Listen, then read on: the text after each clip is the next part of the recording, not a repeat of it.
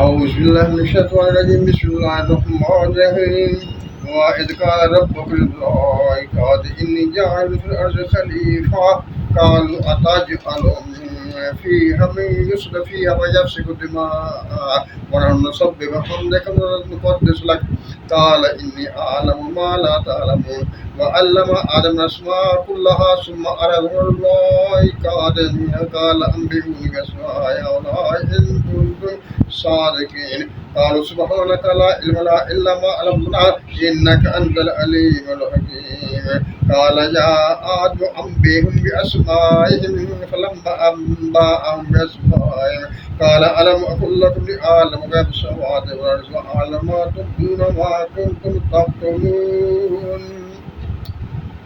معزز ناظرین سامعین السلام علیکم. یہ سورۃ بقرہ کی آیت مبارکہ ہے جو میں نے آپ کے سامنے تلاوت کی.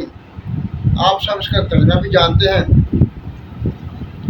اور ان کے بارے میں آپ نے بہت کچھ سن بھی رکھا ہوگا،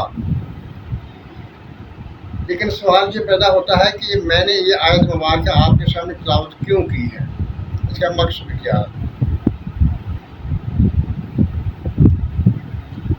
کیونکہ علماء کرام میں اس میں اختلاف پایا جاتا ہے کہ وہ اسماء کیا تھے.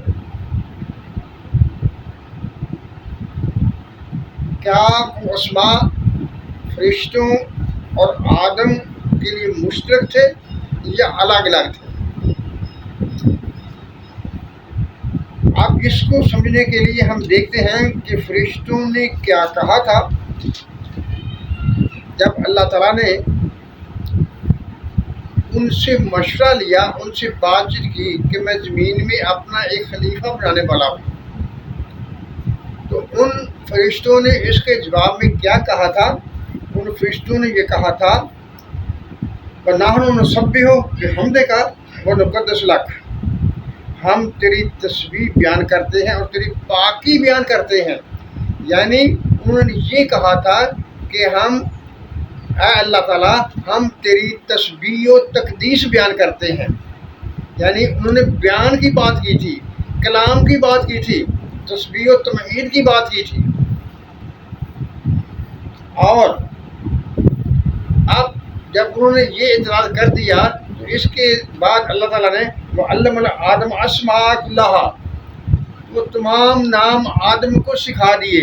وہ کون سے نام تھے، وہ کیا تھے؟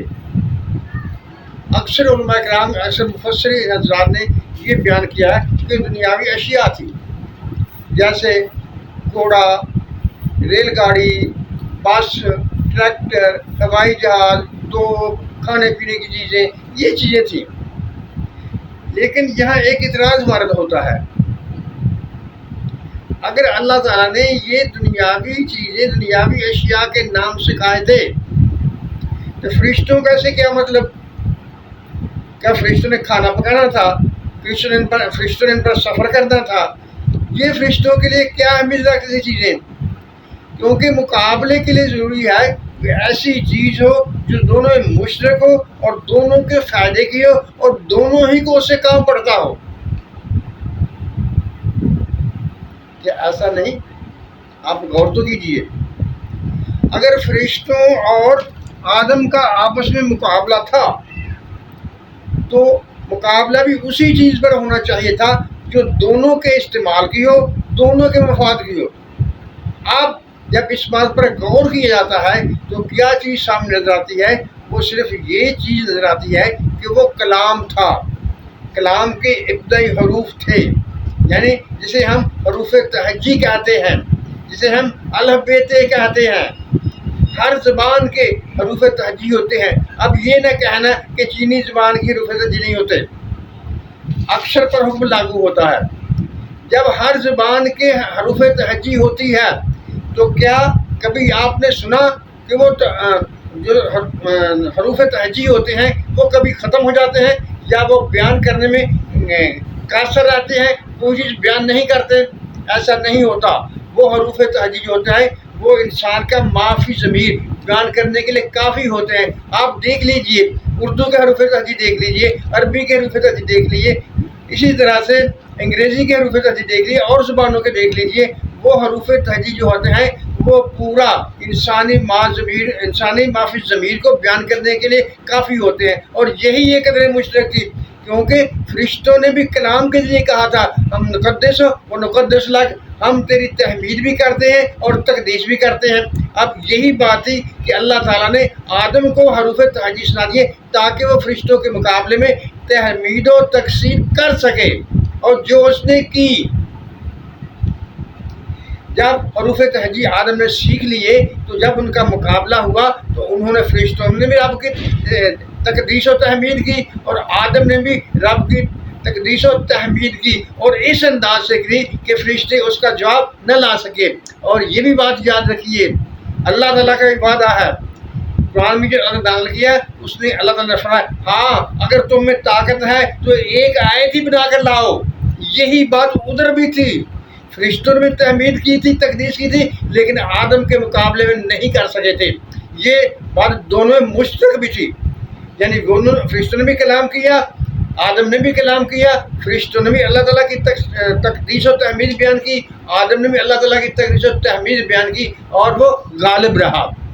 جس انداز سے آدم نے اللہ تعالیٰ کی تسبیح و تحمید بیان کی کوئی فرشتہ نہ کر سکا.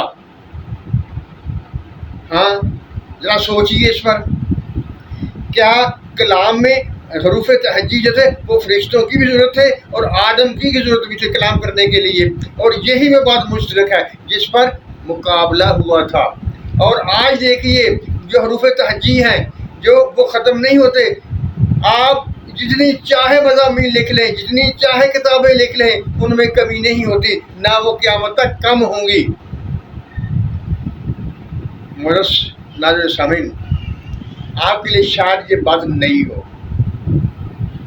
کیونکہ میں نے بھی پڑھا، میں نے آج تک کسی سے یہ نہیں پڑھا، کسی مفسر نے یہ بیان نہیں کیا. میں یہ آپ کے سامنے بات رکھ رہا ہوں، آپ غور کیجئے اور دیکھیے کہ کیا اگر ہم ان اشیاء کو جو زمینی اشیاء ہیں ان کا علم آدم کو جانتے ہیں، کہتے ہیں اللہ تعالیٰ نے وہ علم آدم کو دیا تھا، تو پھر یہ بات ایک اور اعتبار بھی آتا یہاں وارد ہوتا ہے کہ فرشتوں کو جو سکھایا وہ الگ سکھایا اور جو آدم کو سکھایا وہ الگ سکھایا، تو مقابلہ کیسا؟ یعنی یہ مقابلہ پھر انصاف کے تقاضوں کو پورا نہیں کرتا. بات صرف اتنی ہے کہ جو حروف تہجی اللہ تعالیٰ نے فرشتوں کو سکھائے تھے ان کو کلام کرنے کے لیے، وہی حروف تہجی آدم کو سکھائے تھے، اور جب آدم کو وہ سکھائے تھے تو اب مقابلہ تھا بیان میں. فرشتوں کا بیان آدم کے بیان کے مقابل نہ تھا.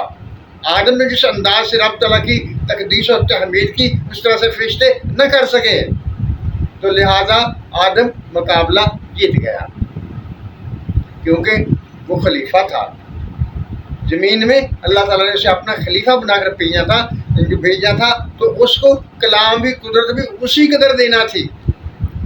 اور یہ بات بھی یاد رکھیے کہ جو میرا جس پر ایمان ہے، کیونکہ اللہ تعالیٰ نے آخر میں قرآن مجید کو نازل کرنا تھا اور اپنا دعویٰ کرنا تھا کہ اگر تمہیں طاقت ہے تم فرشتوں سے تو اپنا جیت کے آئے ہوئے ہو. ابن آدم جیتا تو ابن آدم جیتا فرشتوں سے، تم فرشتوں سے جیت کے آئے ہو. اگر یہ میرا کلام نہیں ہے تو اس کے مقابلے میں کلام بنا کے لے آؤ. یہاں بھی حروف تہجی، یعنی جو فرشتوں سے مقابلہ ہوا وہاں بھی حروف تہجی، اور جب یہاں اللہ تعالیٰ نے اپنا کلام پیش کیا، قرآن بھی پیش کیا اور یہ دعویٰ کیا ہاں اگر تم میں ہمت ہے تو اللہ کے سوا جو بھی ہے اس کو اپنے ساتھ ملا لو اور وہ ایک آج بھی بنا کے لا دو، جو نہیں لا سکو گے. یہاں بھی حروف تہجی. میری بات سمجھ میں آئی؟ یعنی ایسا چیز، ایسا اسلوب، ایسی بات ہم نے سمجھی ہے جو کہ اس فرشتوں اور آدم کے مقابلے میں صحیح ثابت ہو. اور جب اللہ تعالیٰ نے قرآن کے بارے میں جب اپنا دعویٰ پیش کیا کہ تم نہیں بنا سکتے، تو یہاں بھی وہی چیز ثابت ہو. ادھر بھی حروف تہجی، ادھر بھی حروف تہجی. مدد ناظرین سامعین، اللہ تعالیٰ کے اس کلام کا جو اللہ تعالیٰ نے انسانوں کی ہدایت کے لیے بھیجا، جسے ہم قرآن مجید کہتے ہیں، اس کا یہ اعجاز ہے. آپ اس میں اگر غور کرنا شروع کرتے رہیں تو یہ خود آپ کی رہنمائی کرتا ہے. اور اگر آپ کے من میں فطور ہوگا تو پھر رہنمائی نہیں ملے گی. جیسا خود قرآن شریف کہتا ہے اللہ تعالیٰ نے، جیسا قرآن شریف میں ارشاد یہدی بہ کثیرا ویضل بہ کثیرا. اللہ تعالیٰ سے دعا کرنی چاہیے اللہ تعالیٰ ہمیں صراط مستقیم پر قائم رکھ، ہمارے دل کو منور کر دے، ہمارے دل کو اپنے نور سے بھر دے تاکہ ہم حقیقت کو پہچان سکیں اور تیری صلاح بیان کرتے رہیں، تیری تحمید کرتے رہیں، تیری تقدیس کرتے رہیں. ہمارا یہی کام ہے. معزز ناظرین و سامعین، اللہ تعالیٰ ہم سب کو راہ ہدایت پر قائم رکھے، ہمیں سچ بولنے، سچ سننے اور سچ پر قائم رہنے کی توفیق عطا فرمائے. معزز ناظرین و سامعین، یہ تو ایک بات تھی، اور اس سے آنے والی جو ویڈیو ہوگی اس میں آج کل یہ بھی بہت ایک شور مچا ہوا ہے کہ آدم کو اللہ تعالیٰ نے آسمانوں پر بنایا تھا، انسان کو اللہ تعالیٰ نے زمین پر بنایا تھا، پھر ان دونوں کو ملا دیا. اس کے بارے میں آئندہ 1-2 دن میں ایک ویڈیو بناؤں گا اور اسی طرح سے دلیل کے ساتھ آپ کے سامنے بات کروں گا کہ قرآن مجید اس بارے میں ہمیں کیا کہتا ہے. اگر ہم شور ڈالنا چاہیں تو وہ اور بات ہے، لیکن اگر ہم قرآن سے سمجھنا چاہیں تو قرآن ہمیں بالکل سمجھاتا ہے اور صحیح راستے پر لے جاتا ہے. آمین. اللہ تعالیٰ ہم سب پر اپنی رحمت نازل کرے.